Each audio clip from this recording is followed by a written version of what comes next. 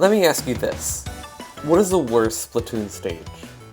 Of course, this is more of an opinionated question than factual, differing from person to person and game to game, so there isn't really a definitive answer.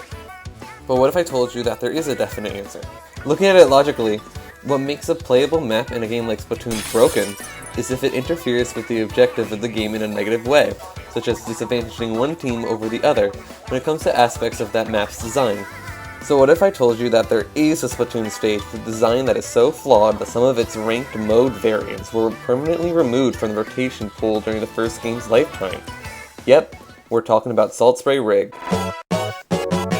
Saltspray Rig is one of the first stages created for Splatoon, existing all the way back in the E3 2014 reveal of the game, and does it show? This stage is unique compared to the rest of the stages in the first game, as it follows reflectional symmetry instead of rotational symmetry. This means that instead of each side being the same for both teams, one side is the mirror of the other. In concept, this isn't a bad design choice, as other stages in Splatoon 2 follow this laterally symmetric design. However, other elements of Saltspray cause this stage to give an unfair advantage to one side over the other, and to explain that, we'll need to talk about right side peeking. Let's say there's a wall in front of you. Behind that wall is an enemy ready to take you out. With a weapon in your hands, the best option is to take them out before they can get you. But you need to be careful, because they're ready to take you out first. Your best option here? Go to the corner of the wall that matches up with your dominant hand, and peek over to take shots at your opponent. Therefore, you will take cover from any of their attacks.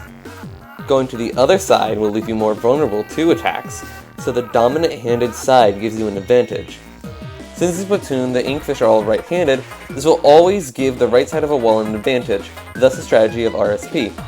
But how does this affect Saltspray Rig? Well, the main path to take to get to the middle of the stage is this elevated path that is accompanied by this large wall that follows the path into mid. However, due to the lateral symmetry of the stage, the team on the west side of the stage has their corners on the right side of the wall, meaning that they can utilize RSP along the path and into the middle, while the east side cannot without being more vulnerable. This gives an advantage to the west side team, especially to players that use long-range weapons such as chargers, making it easier to get splats from this wall at a longer distance. This isn't too big of a problem in Turf War, as this path isn't too necessary to controlling the objective. However, it is a problem for modes such as Rainmaker and especially Tower Control, as this is the main if not only path to take to get the objective to the goal, which can be unfairly guarded by the west side's players. The only other option is on Rainmaker, which is to jump onto the smaller paths below the middle of the stage, and take that route to the walls leading into the enemy base, which is less optimal than the supposed main path. This unfairness is likely the reason to these modes on Saltspray being removed from the stage rotation. Other problems with this stage exist too. The main area is pretty far away from the primary drop from spawn, wasting a lot of time just getting there. The previously mentioned paths are pretty cramped and not optimal to use, especially with the side path from the spawn, and the top and bottom areas are almost completely irrelevant, especially outside of Turf War. With all this in mind, could this stage even return to Splatoon 3? Well, I think it could. Every returning stage from Splatoon 1 has gotten a change, whether it needed it or not, to line up with the adopted design philosophy for the most recent installment. While we can complain about how poor some of these decisions to beloved stages are, it would benefit the layout of Saltspray Rig to make it more functional as a stage, especially on ranked, now Anarchy, modes. So, let's apply these design philosophies onto Saltspray, and give it the much needed improvement. Now for my changes, I want to give Saltspray Rig a similar treatment that Mahi Mahi Resort got when being added to Splatoon 3, where the general layout of the stage changed, but several key aspects of the stage were kept. In contrast, I'll be ensuring that this redesign doesn't completely simplify the stage's layout, making it more limited than it originally was. This is a common trend with the ported Splatoon 1 stages in Splatoon 3, especially with stages like Founder Heights and Museum d'Alfonso. Anyhow, I'll be keeping most of the stage's known attributes, such as the 3 distinct middle areas, the highly elevated and elongated spawns, and the popular moving crane grate at the high end of the stage, albeit somewhat simplified to improve movement around the stage at that area.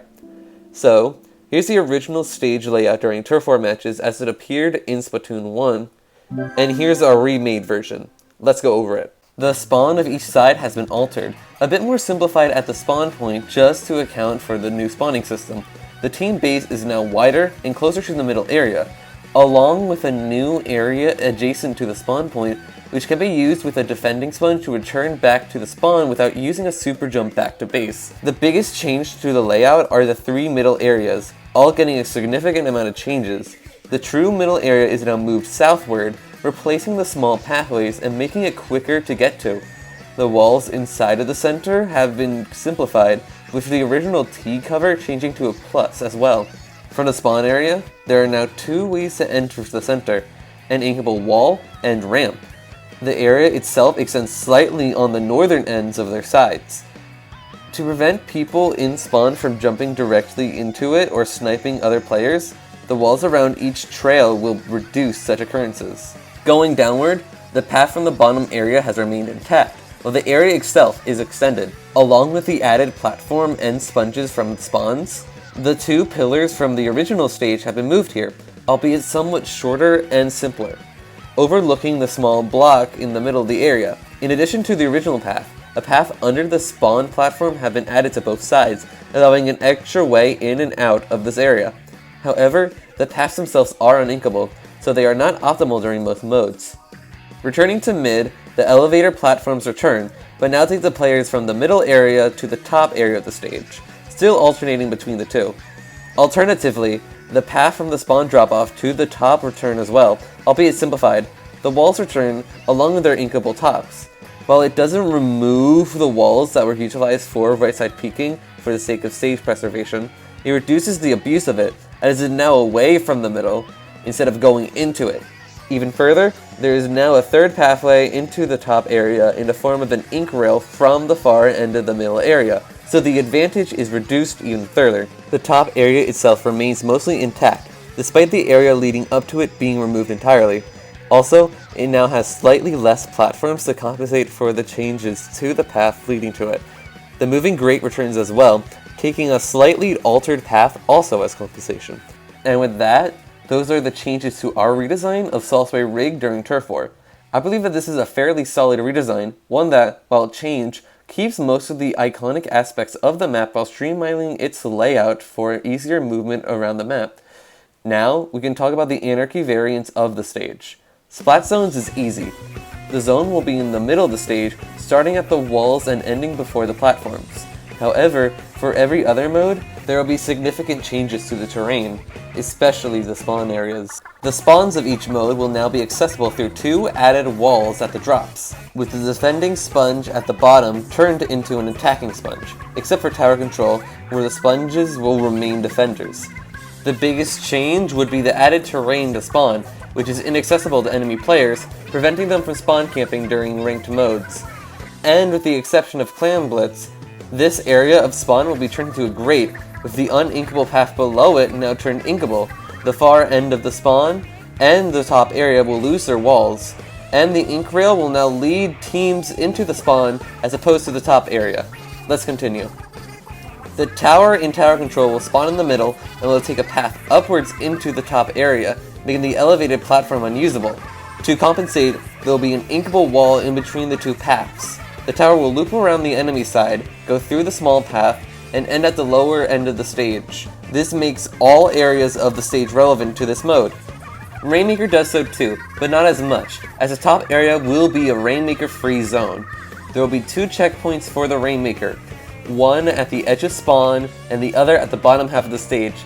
To make sure teams can't get to the other checkpoint easily, the main path is removed, and the bottom middle area is split into 2 by an uninkable wall. The final checkpoint will be near the team spawn and accessible on both ends relatively equally. Clan Blitz is a fun one. The basket will be at the edge of the team spawn, and to make the most of the stage utilized, the majority of the clans will spawn at the upper area of the stage, making it more of a challenge to get clans to the basket. And with that, we have completed our redesigned Saltspray Rig. While not perfect, I believe this design is a lot more functional compared to the original version. This is such a fun project to work on, and I hope you all enjoyed. I will probably be doing more videos like this in the future, with more stage redesigns, completely new stage designs, and new content such as new weapons and abilities. Until then, stay fresh!